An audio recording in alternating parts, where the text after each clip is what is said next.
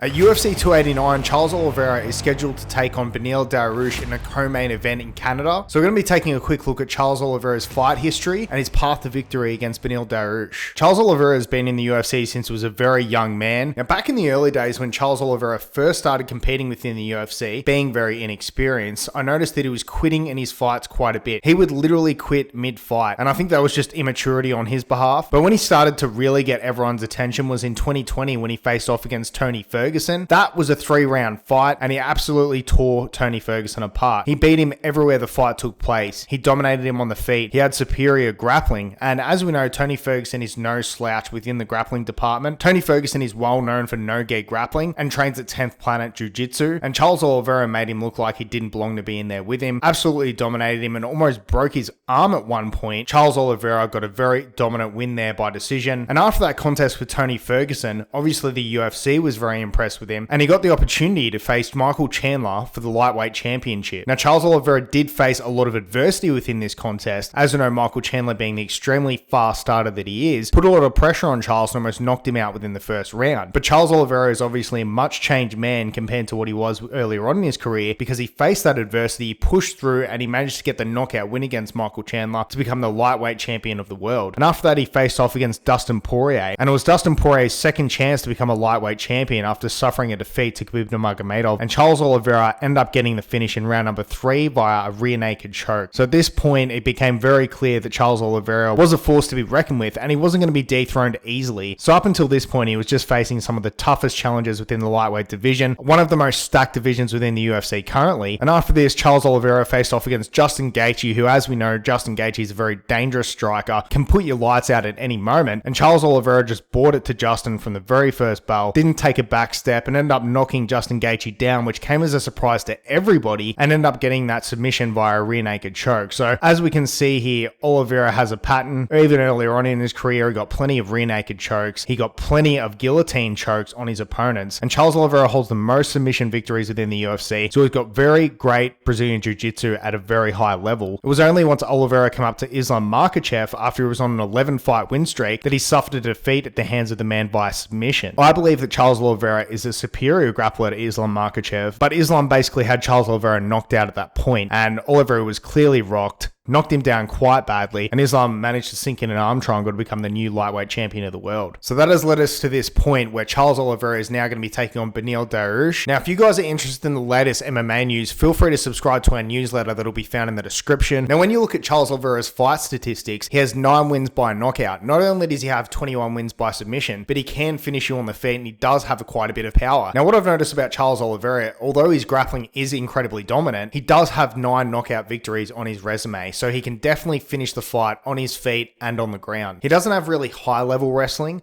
but he does have enough wrestling to be able to dictate where this fight can take place and get the fight to where he wants it a lot of the time. Now, obviously, when he faces off against much more skilled wrestlers such as Islam Makhachev, who had incredibly great judo as well, he does sort of struggle to dictate where the fight's going to take place on the ground. And it became clear for me that when he is facing a wrestler who are really good at that top pressure, he can't really implement the game plan that he has when he pulls people inside of his guard like he would against a lot of others. But fortunately for him, Beneil Dariush isn't a high-level wrestler. He's also great at Brazilian Jiu-Jitsu, but I just don't think that he's on the level of what Charles Oliveira is. Charles Oliveira's path to victory within this contest is he's going to be able to take the fight to the ground, and I think that's where he'll be able to get a victory over Beneil Dariush, be able to grind out a decision win here. This is Charles Oliveira's chance at redemption. This is his chance to get back on the title path, because I'm sure he really wants that rematch against Islam Makhachev. He's still a very high level fighter. I mean, he's only suffered 1 loss in his past 12 fights. So there's a reason he's ranked number 1 now, and there's a reason he's the favorite for this contest. Although Charles Oliveira has the capabilities to knock out Beneil Dariush,